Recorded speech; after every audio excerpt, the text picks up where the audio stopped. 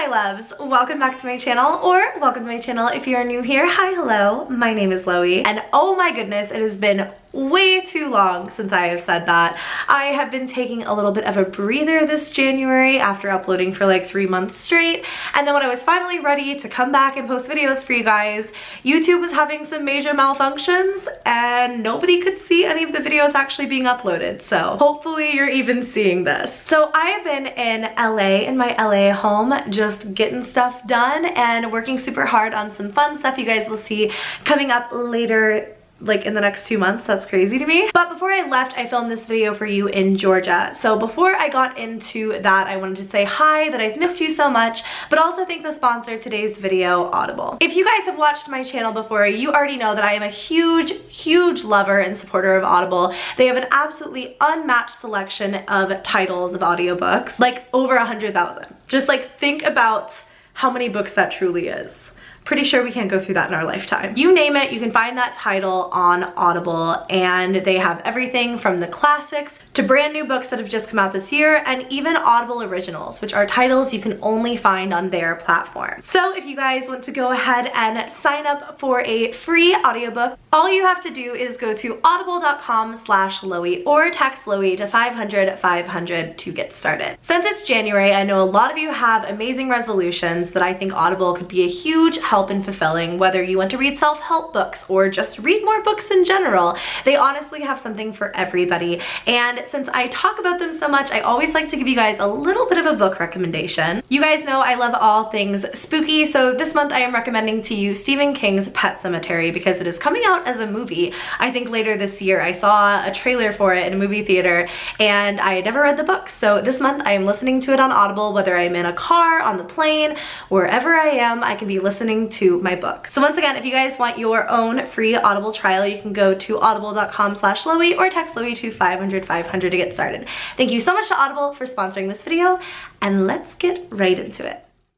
One of my favorite videos that I filmed in December was one of the last videos of December, and it was my holiday subscriber story special, and that is when I read a bunch of stories that were sent to my Storytime Gmail, and you guys can send me a story using the email down below. Just know that by sending me your story, you have the chance to be featured on my channel. So if there's some family secrets in there you don't want getting out, and Aunt Rebecca is a fan of my videos, that's just something to keep in mind. But a lot of you guys change names or change locations and stuff like that, just so obviously no private details get out. So if that's something you want to do, you can always send me an email. Today I was really in the mood to read some of you guys' scary stories, and particularly I wanted to talk a bit about Ouija boards. And I think it's just because I got an email somewhat recently about my like 4 true scary Ouija board subscriber stories. Definitely realized I hadn't talked about like Ouija boards, and I feel like they're always like the most interesting stories. I don't know, I feel like Ouija board stories always just like chill me to the bone because it's such a terrifying mode of communication where you're inviting a spirit to put its energy on you, to use your hand as a vessel to move something across a board to spell out a word. And with my few Ouija board experiences that I've had, I can honestly say it's not something that I'm down to try again. And in most of these emails, that's what everybody tells me from their end as well, that they did it once, never again. Anyways, that is what we're going to be doing today, rambly intro aside. So grab yourself a snack, grab yourself a drink, and let's get into these terrifying, true subscriber stories where they used the Ouija board. This first story comes from our family member Noah, who writes saying that honestly he wants a lot of feedback from his story. He wants advice. It's not technically a Ouija board story, but it's a method of communication that's somewhat similar, so I thought it kind of fit in with this grouping. Again, Noah expresses that he and his friends definitely need advice for this story, so if this is something that you feel like you might have advice for, leave it down below.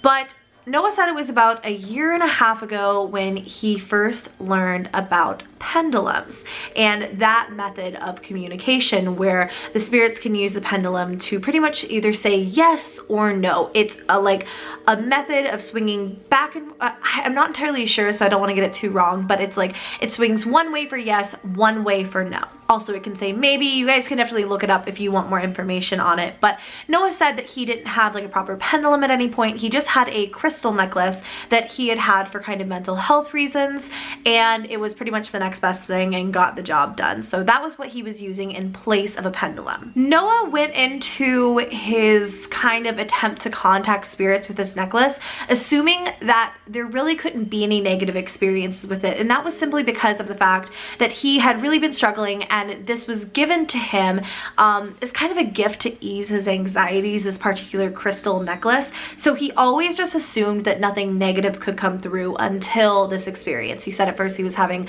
tons and tons of fun communicating with different spirits, and he always knew it wasn't like himself moving the pendulum because he is pretty, you know, still hands. He seems like a pretty young guy, so not that people that are younger can't have shaky hands, but wasn't like moving it, wasn't terrified in these circumstances. So it all seemed pretty legit, which is probably why this experience was so petrifying to him. So he said, "Hi, is anyone there?" To which the pendulum replied, "Yes." "Do you want to talk to me?" "Yes." "Are you a good spirit?" And this is where it paused and then said, "Maybe." Now, if I were in Noah's shoes, I would have noped the heck right out of there, but he continued going. "Do you want to harm me?" And to this, he said the answer was unsure / don't want to answer. "Are you my spirit guide?" "No." "Do you think you know what's best for me?" "Yes."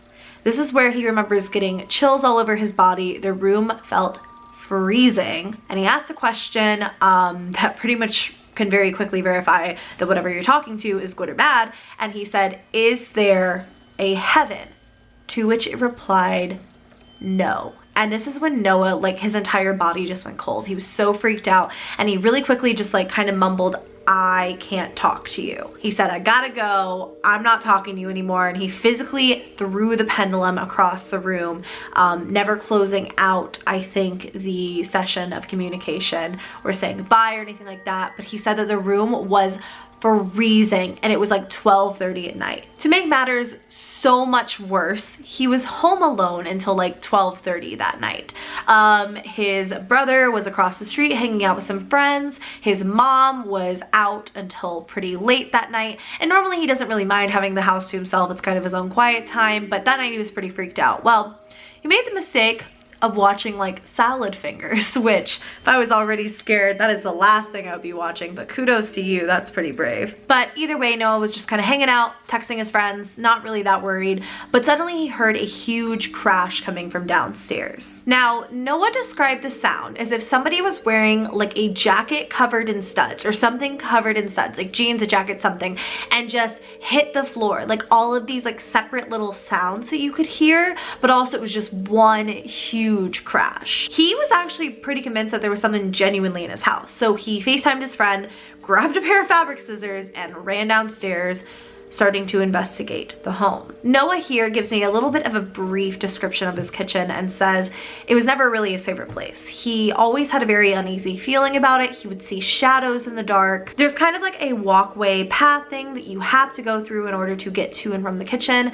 And one time Noah recalls when he was really young, like 4 years old, he was left alone in the kitchen for just a moment. He literally saw like a shadow man standing in that hallway. He cried his eyes out, really freaked out. His parents were like, "What in the world happened to you?" But then when he told his story, they were kind of like iffy about it and never really believed him. But that's sort of the backstory as to why he was so freaked out by that kitchen. So Noah is avoiding this kitchen at all costs. He searches in the dining room, he searches in the living room, he's searching everywhere, but soon enough the kitchen is the last place to check, and he's joking with his friend on FaceTime, like just making these lighthearted jokes, trying to ease the tension because he himself is so physically afraid of seeing this shadow person in the kitchen. Luckily, he didn't experience anything during this kind of walking around period of his house, but he did say he felt unnerved, like just kind of that feeling of like somebody watching you,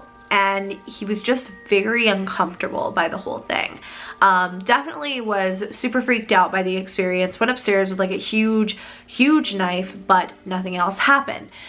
That was until he shared his experience with his friends. And this is where things kind of started to get out of hand. So he tells his friends, and I'm not sure if it was together or separately or what it was, but he was just explaining the situation, didn't really talk about the pendulum, he just didn't want to tell them that part, but was just telling them about the experience. And despite him not even seeing anything, people were starting to have very similar experiences to the shadow man that he had seen when he was like 4. One of his friends, and he says he doesn't know if it was like sleep paralysis or what she was experiencing, had a black shadowy figure crawl up her bed at night after he told her about his experiences in his house and stare at her before eventually just scurrying away. And she was traumatized by this. That was when another friend started seeing a creature that she could not even begin to describe. She said it was like a monster mixed with like Samara from The Ring, you know what I mean? Like a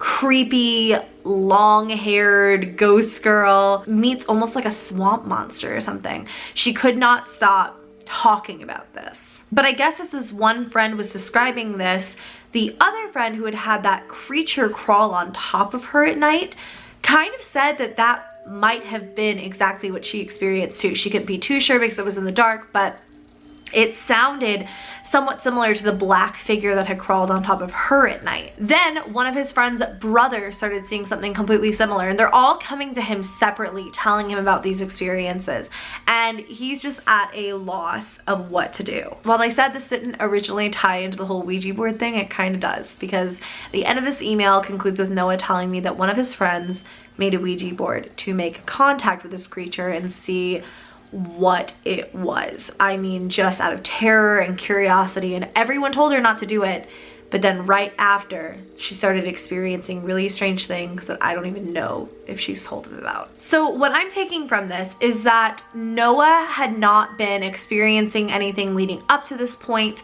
and also his friends hadn't been experiencing anything leading up to this point. So if this all really goes back to his one pendulum experience, maybe him never closing out the communication allowed it to infiltrate his home and then eventually his friend circle, because he's the one who's around them all the time, you know, and their energies are all just kind of meshing together.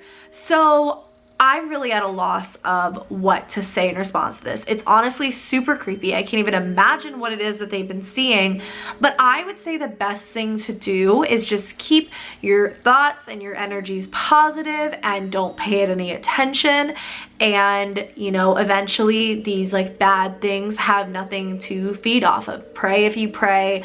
Maybe, you know, just kind of look it up for yourself. I'm sure that there are crystals you could get, or you know, if you're into that, which obviously he said in the email he kind of was, just things that you can really do for your own protection. But hopefully we'll get lots of good comments down below as well. Okay, so on to story number 2 for tonight. This subscriber actually didn't give me their name, and I don't want to misgender them or anything, so I'm just going to call them Gold throughout this video and use they and them pronouns. Gold literally starts off their email by saying that high school students do stupid things when they're bored, and this should serve, if nothing else, as a very cautionary tale to not mess with Ouija boards. Gold explains that their mom was a single mom and worked like an hour away from home, so they had a lot of time at their house to themselves and kind of found themselves very bored very easily. To top that, their house was like the friend house. It was like where everyone from the friend group came to hang out,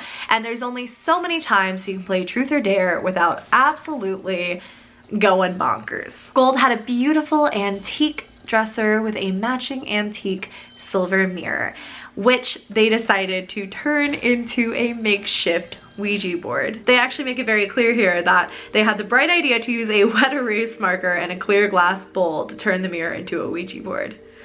Yikes. Going into this, no one in the group knew any rules of the Ouija board. Nobody knew anything, like what to contact, what not to contact, what to say, what not to say.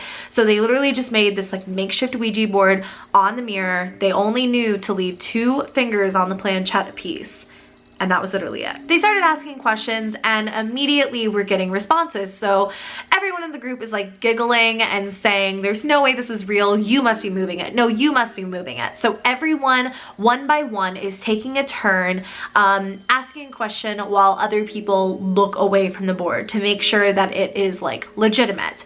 And at this point, Gold starts to have a really negative and bad feeling about this and doesn't want to be one of the ones to look away from the board during this time frame. So keep in mind here, they're literally using like a glass bowl as a planchette. You know what I mean? They're using a mirror as a Ouija board. But this just really goes to show you that anything can be used. People always ask why Ouija boards are so bad. It's not like a cardboard board or a wood board that's so bad. It's that you're inviting something to use you, to spell things out, and you're inviting anything in. And that's just where it can get sort of dangerous. So at this point, they're writing out the answers that they keep getting. One of the players is reading them aloud, and everyone's kind of like, you know, oohing and awing. But it really started to take a turn for the worse when the answers stopped going from something that they could giggle at to something really mean or snarky or insulting, and everyone in the group no longer was having fun. Let's just start with that. But also was just getting a really negative and bad feeling about the game. But everyone just sort of minimalized it down to someone is cheating, someone's doing this, it's not funny. They wipe off the like Ouija board without saying anything, without saying goodbye, anything, and move on to a game of Would You Rather. But that's just where the nightmare starts. That night, as Gold was getting ready for bed, they noticed something like just seeming a little bit off about the room. Kind of felt like they were catching movement out of the corner of their eye, or were feeling almost like a brush past them. Specifically, they said that they saw something move behind them in the mirror, turn around, and nothing was there.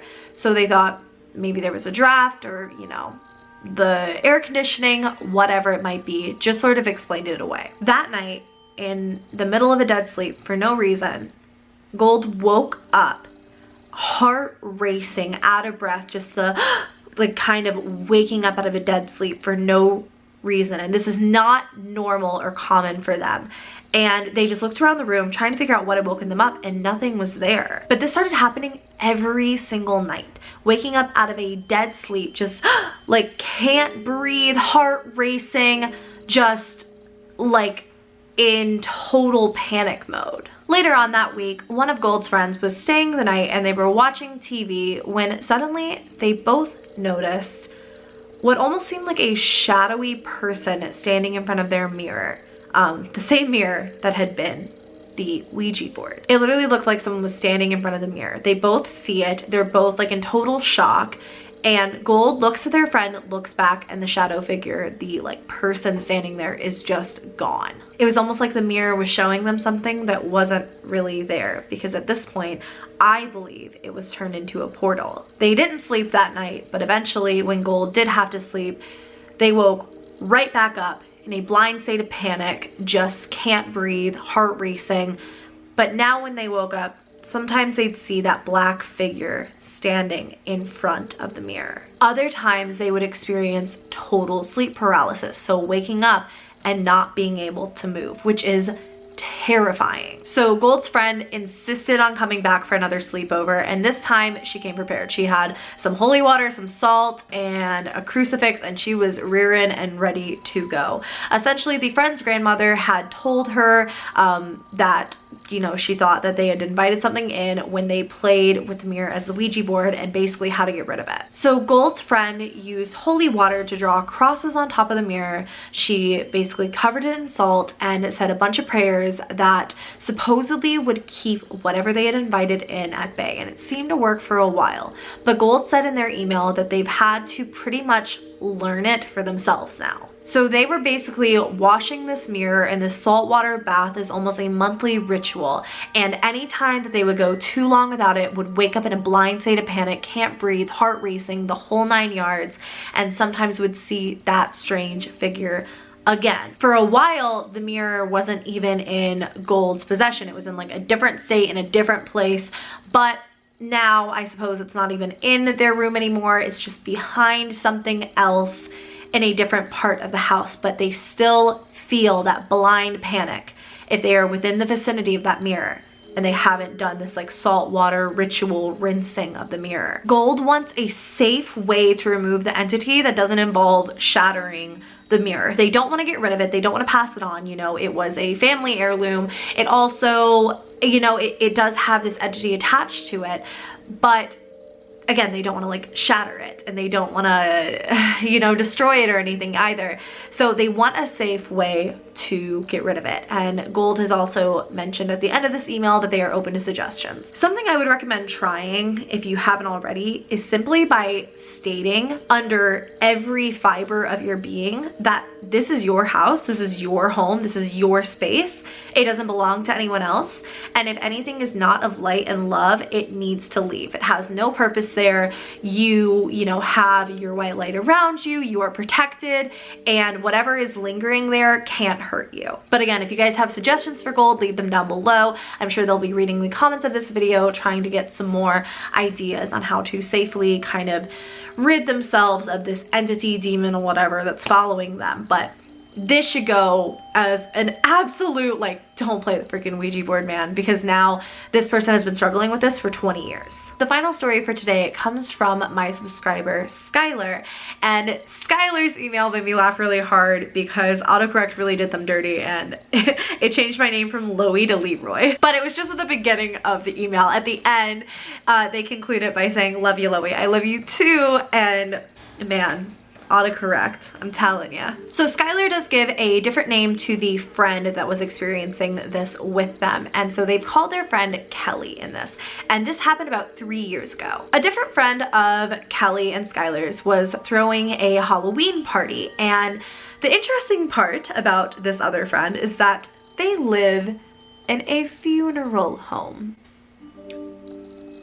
So Kelly, Skylar, and this other friend try to do the Ouija board in the funeral home, and the ghosts pretty much tell them like nothing and to go away. So they do in fact go away. But the next day, Skylar went over to Kelly's house to try the Ouija board again and got some very different responses. Kelly lived behind a small cemetery, so they basically packed up everything and went over to the cemetery to play with this Ouija board. It was fall, so it was very chilly outside, but it felt like the minute that they opened up the box and started getting the board out, there was almost this like rush of wind around them, and they immediately just sort of like looked at each other and were really creeped out by this, but again, kind of just explaining it away. So when they started the session, they came into contact with a spirit named Wendy, and Wendy said some very interesting things. Wendy said that she, her daughter, and her husband all lived in Pennsylvania at the time of the Civil War. And Skylar found this interesting because they live in Maine. But throughout the conversation, I'm not sure of exactly how things were asked or anything like that, the spirit who called themselves Wendy said that their husband died in the war and her daughter had died in a house fire. So immediately Skylar and Kelly are starting to feel really freaked out, really uncomfortable with the situation, just unnerved by the whole thing. But that's when things took a turn for the worst and the chilling. This was when Wendy began saying things like, "I need your help, help me, it's so cold, I'm alone." And the two of them felt so inclined to help her because this just seemed like a spirit who had been like trapped here. I mean, my God, she'd gone through all of these awful things, losing her husband, losing her daughter. So Kelly and Skylar were like, "Yeah, we'll help you. What do you want us to do?" Wendy said something that sends chills up and down my whole body, and I think will to yours too. She replied with, "I need you to go to Pennsylvania and dig up my daughter's grave to get her notebook." Luckily, the two of them were way smarter than this, quickly said no, and then said goodbye, and were closing up the board, ready to just say goodbye to this whole situation. Now, at this point, the wind had really started picking up. The leaves were almost like circling around them, and it felt very unnatural, or supernatural, I should say. Until they closed up the board, this wind was just swirling around them, and then the minute that they closed everything up, it just stopped. To this day, Skylar says that they will never go anywhere near that graveyard again. And I think this is just yet another testimonial. Don't play with a freaking Ouija board. I think that's where I'm gonna end this off, you guys. This video got really long, so I hope you all enjoyed. If you did, go ahead and give me a thumbs up. Please subscribe to my channel if you haven't already. I love you all so very much, and I will see you in my next video.